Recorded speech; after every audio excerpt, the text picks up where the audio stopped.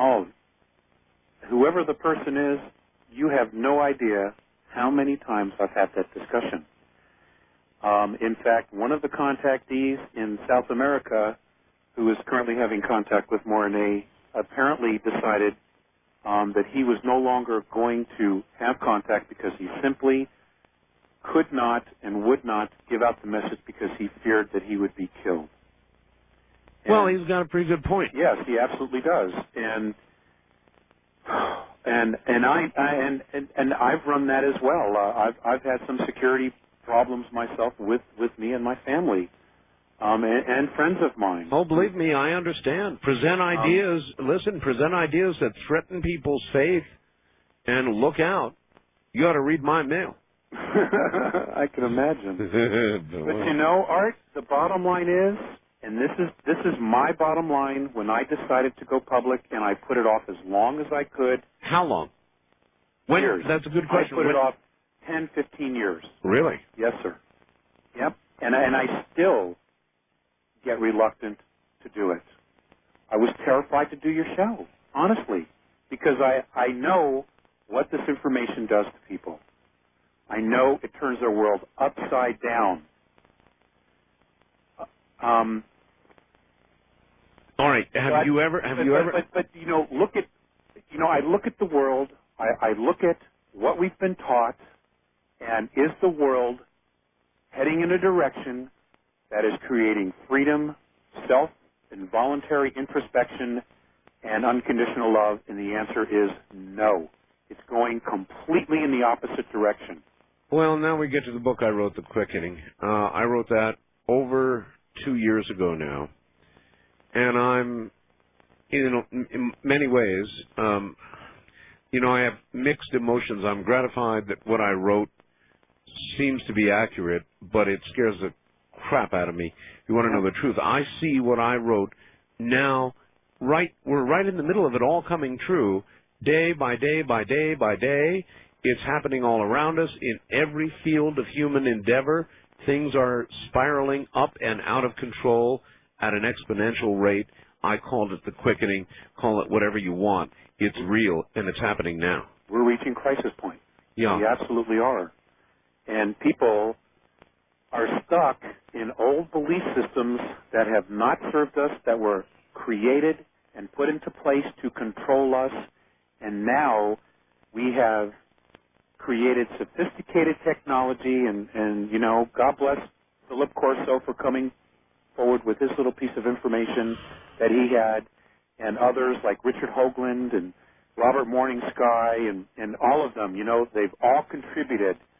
If you put it all together, Art, and including your work, which I've not read, but what I've heard about, they're all pieces of the puzzle, and it clearly shows that what we've been taught has been the Cliff Notes version of the truth, that there is a whole other thing going on here. There absolutely is, and it isn't going to wait for us. It is coming anyway, because it's time for us to evolve. It absolutely is.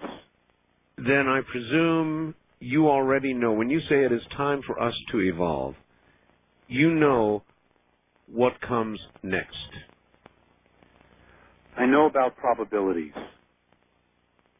And that's the only way I'll present it as a probability. Well, absolutely nothing is written in stone. We're creating this as it goes along. All right. I've got an awful lot of people to thank. As I do every survey season, I report to you how the program is doing. And the results are just coming in the last 2 days in the larger markets around the country. And so I want to report to you, for example, WPHT in Philadelphia. Our ratings there in several demographic categories have jumped an astonishing, incredible, unbelievable 1,600% for the second time in a row, and we are rapidly headed to the top in Philadelphia. Thank you there. San Francisco, Oakland, San Jose, Marketron reports. In, for example, let me just give you an example, adults 25 to 54, a very important category of listening audience. KSFO in my time slot is number 1. They cleaned KGO's clock. I mean, we just flat cleaned their clock. 25 to 54. Rolling through the rest of them quickly. New York City, WABC. We are number 1. Number 1. It's all according to Marktron. It's right in front of me, the official reports. San Diego. Kogo, let me give you some numbers. For example, I don't know how many radio stations are in San Diego. I'm going to just look at the list here, and I'm going to guess there are 40, maybe 40. 12 plus, we got a 15.4 share. The next closest was a 7 share, less than half, and it goes down from there. And the rest of the 39 stations share the rest of the audience. 25 to 54, we got a 13.8 share. Next closest, looks like about a 5.9. 35 plus, a 23 share. Next closest, 1.3. Chicago, number 1 across the board. Persons 12 plus on WLS in Chicago, 13.9 share. Persons 25 to 54, a 15.7 share. 35 plus, a 19.4 share. And on and on. Los Angeles, number 1 in Los Angeles on KABC, absolutely number 1. So in all the big markets that have come across so far, Marketron is just, it's been astounding. So I want to thank you all. Sincerely, I want to thank you all for having open minds, and even though you might not agree with what you hear, you obviously crave, as do I, hearing things that are not quite so easily placed in a box. Because an awful lot of other talk shows are pretty boxy, aren't they? I can't figure out what creator of talk radio, which is presently the number 1 format, declared that whatever number of hours you have on the air, you must devote to discussing Monica Lewinsky or the president's sex life or whatever. So anyway, vive la différence, and thank you all very much. And once again, here is the man disturbing the force this morning, Alex Collier. Alex, welcome back. Oh, hey Art, I want to say something. To your listeners, folks, when I first became aware of this information and I was shown the truth of it, I want you to know that I wrestled with it at the deepest parts of myself. Oh, I'm sure you did. And the question that I kept asking myself is, do I protect the lie, or do I put ahead of it the future of our race? Even if 2 people take this information and it changes their life, it's worth it to me.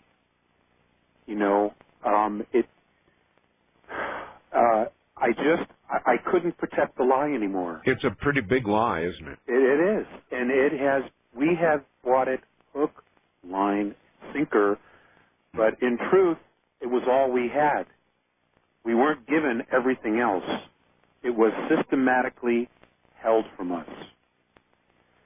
And, I just want to say something else, Art.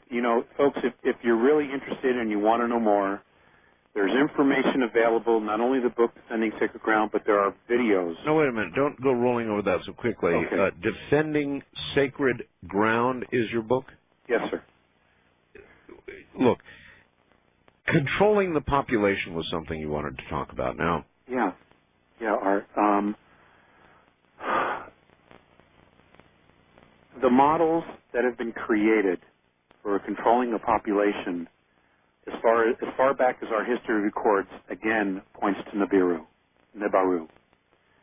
One of the things that they did extensively when our ancestors rebelled because of the tyranny and the persecution they were under, water. They controlled them with the water. Because you have to have water. You absolutely have to have it. You absolutely do. You're correct. Okay? Now, where on the planet is 78% of the world's fresh drinking water? Fresh water. Fresh water. Where is it the most accessible right now? 78% of the world's drinking water. Where is it today? In the ground? Nope. Location. I'm looking for a location, Art. I'm sorry. Colorado River? It's North America.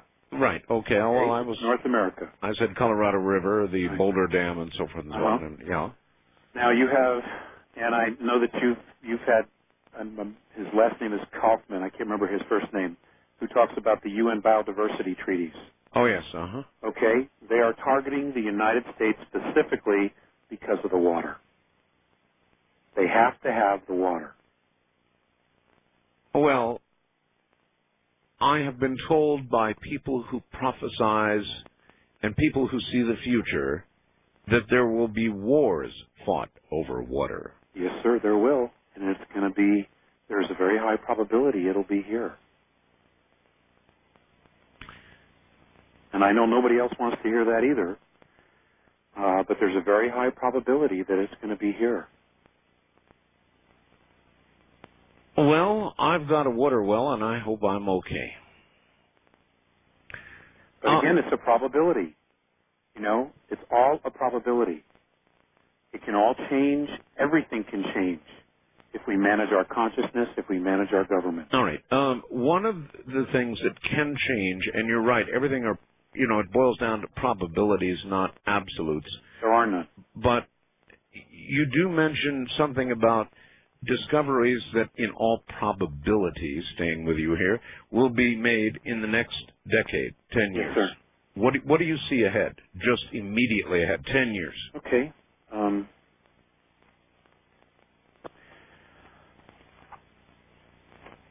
According to the Andromedans, these are the highest probabilities of things that are going to occur in the next 10 years. Now, I gave this information in 1994, and some of these things that I'm going to read have come about. For example, between June and October of 2003, there is a strong probability that we will wake up one morning and the moon will no longer be there. What? That our moon will no longer be there. That the moon is, in fact, an artificial satellite, and there are many bases on it. Boy, I've heard a lot of people say that. I know. 2, between 2003 and 2007, benevolent extraterrestrial races are going to be all around us. We will see them, but they will not interfere. They want to see how we will interact with each other without being manipulated. Mm-hmm. They want to see if we continue the same behavior because they do not want to come down here and compound the problem or babysit. 3, between 2004 and 2007, all of our DNA coding, which involves racial memory of 22 different races that our DNA is composed of, will unlock.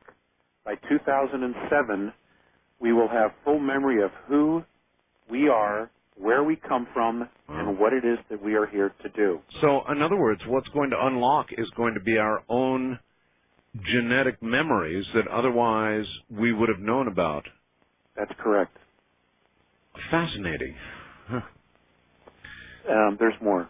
All right. Okay, between 2007 and 2012, we are supposed to see the birth of a galaxy in Vega, just before we move into fifth density. In Vega. And we'll get to that.